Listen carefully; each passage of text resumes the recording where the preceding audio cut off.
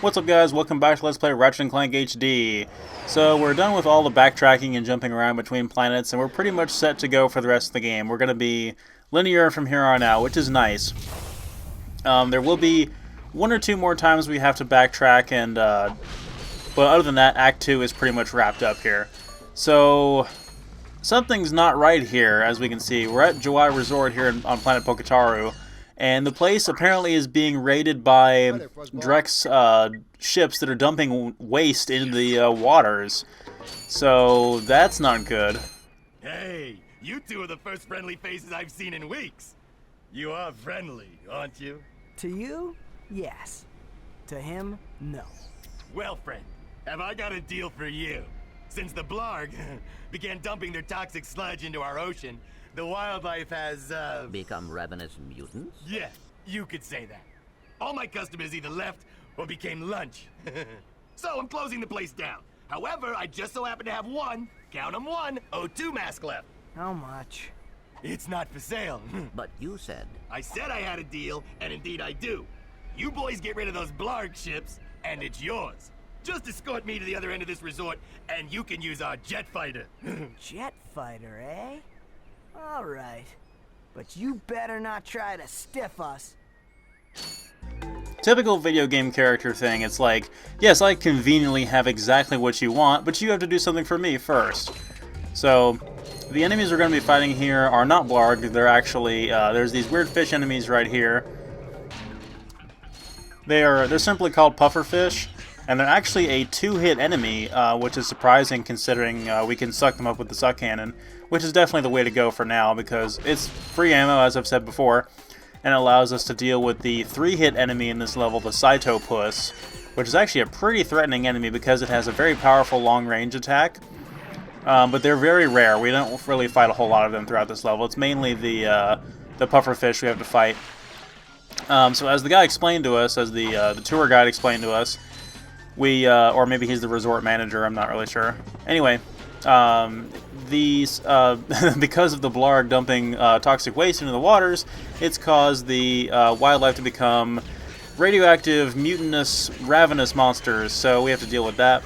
Obviously, we can one-shot these guys with a walloper. This is an auto-scroller, basically. We just have to wait until the boat reaches its set destination, and then it will lift up into the air so we can get above the water up to the next part of the resort. So we can't just jump off and wait the enemies out. I've tried this with various different weapons before. It's actually pretty tricky to do without getting hit, but the walloper is definitely the way to go if you want to deal with these guys in one shot and not get hit. You can wrench these guys pretty easy, or use like the blaster, the processor, the bomb glove, the mine glove, or any of that. If you really don't care about bolts or the ammo, you can use the Devastator on the Cytopus and one-shot him. But obviously, I think the suck cannon is the best thing to do if you're in a regular encounter, because you can suck up a few of these guys.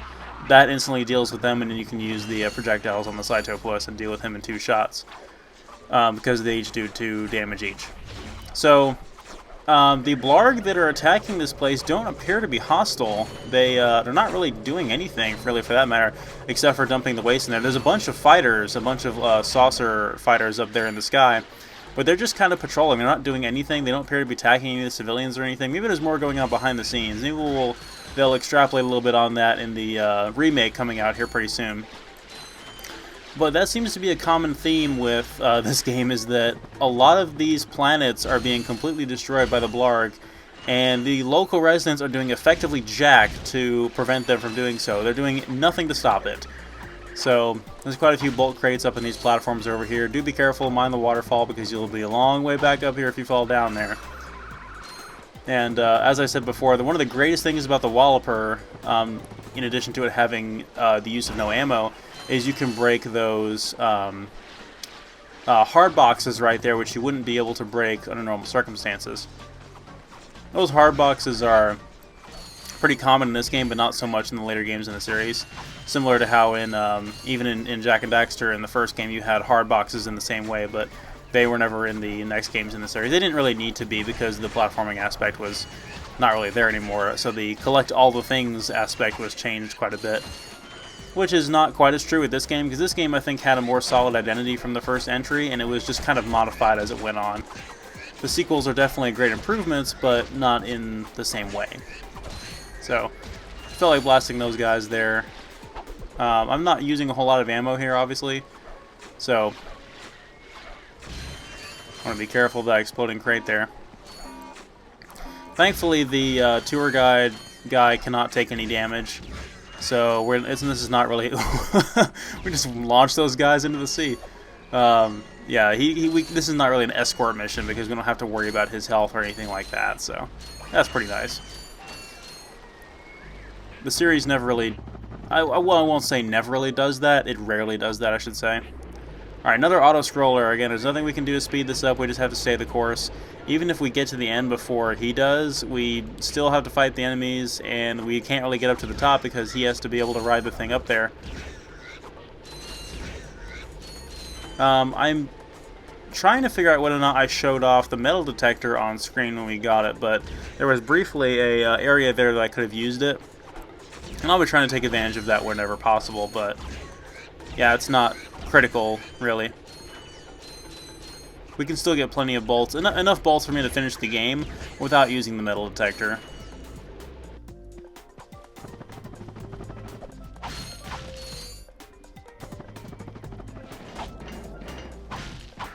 These little platforms just kind of come down automatically. I wonder how the tourists would get through that way with these things like that. It seems very inconvenient.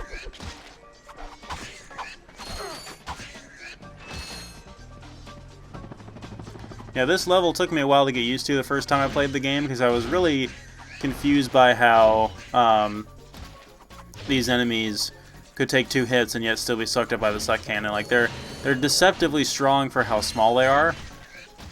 And the suck cannon projectiles, unfortunately, have such a weird trajectory. Like, they will launch into the air if you aim them, but they seem to prefer to roll across the ground. So you're almost like bowling with the enemies. But if you have if your reticle is green and you're locked onto the enemy, then you do have a chance to have some slight aim assist to help you out a little bit, so they may launch up into the air if it means hitting the enemy that you're targeting. Minor details.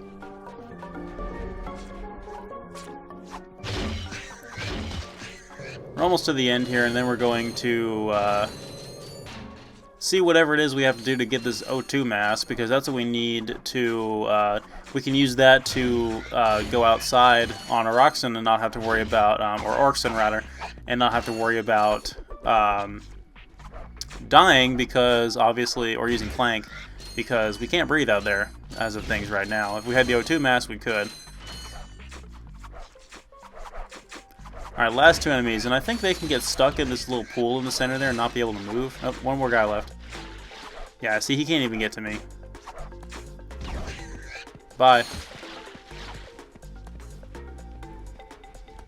We're here. Now where's that fighter? Right there in that locked garage. One tourist crashes a jet and wham! Lawsuit. That lock is unlike any I have seen.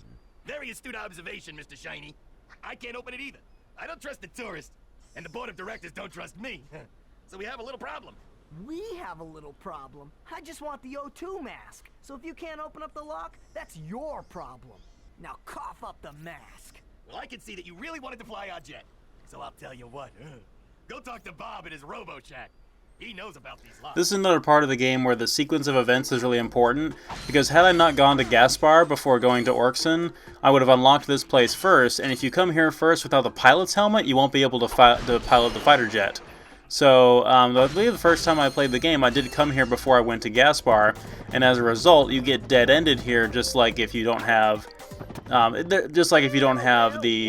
O2 mask before coming to Orxen. Well, I guess you have to have the O2. You have to go there first before getting the O2 mask. Installed the helipack. I can see that.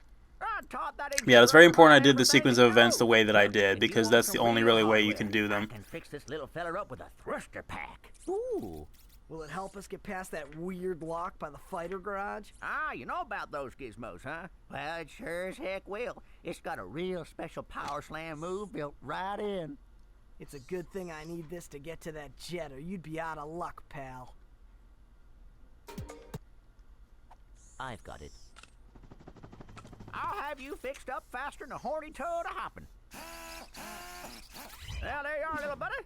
Better than new. That's right. I am the man. not bad. Alright, we get the second Clank upgrade, the Thruster Pack, which is my personal favorite, of course. So now we have Thruster Wings. We have a lot of new movement tech, including a new ground pound move we can do here that unlocks these specific type of locks.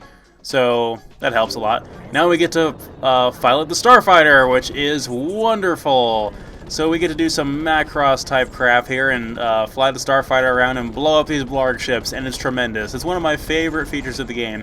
I didn't really care for it the first time I played the game, but it's definitely grown on me. The sound effects are fun, the gameplay is fun, we get to shoot down these Blarg fighters.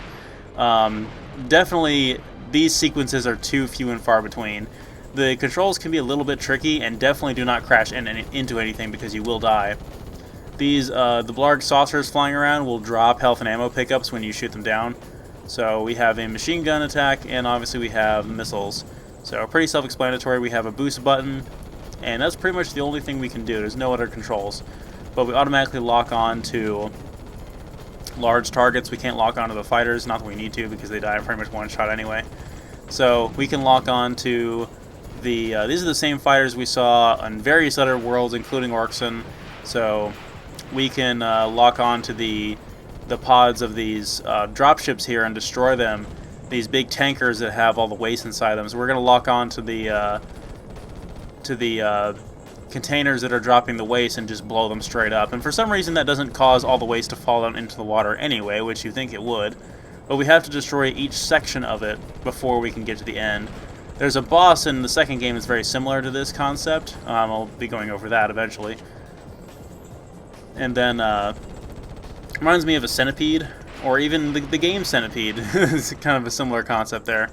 So if you get one of those fighters that comes into your, he'll lock onto you and try to strafe in front of you, and he'll start hitting you with his little laser beam there, and you can quickly kill him and get his health and be as if it's never happened. But like I said, because of the way the controls are with this thing, I've got to make a few passes in order to get some good damage in on this guy. And this really does go to show you just how large this level is, because we have a pretty big skybox to utilize here, and this is all the same level we were just in. All these fighters were already here. They'll all be gone when we're done, of course. But, yeah, we're going to take them all down if we can. As soon as we deal with all the dropships, all the fighters will go away too. At least I think they will. I don't think it's possible to destroy every single one of the fighters, because I think they keep respawning or something like that. But then again, I've not really tried to get rid of... I think I may have tried a long time ago to get rid of all of them, and I'm pretty sure you can't do it. But once you get rid of them, there's nothing... This is sort of like the tutorial dogfight almost. There's a couple more sections like this before the end of the game, which are a lot harder, because, let's face it, there's nothing really that can kill you in this, aside from if you get shot down by the starfighters, which is unlikely. And then there's the, if you just happen to crash into things, but... yeah, the tankers you're trying to destroy can't actually damage you. I mean, I'm sure you can take some damage if you crash into them, but yeah, there's not a whole lot of opposition here, nothing that can really damage us. So it's just a quick get in, get out, destroy these things. I could probably be using a lot more of an optimal approach here and deal with them a lot faster, but I'm trying to make some good runs on them where I don't have to break off. There we go. Yeah, you gotta wait for your reticle to turn red before you get a lock on them.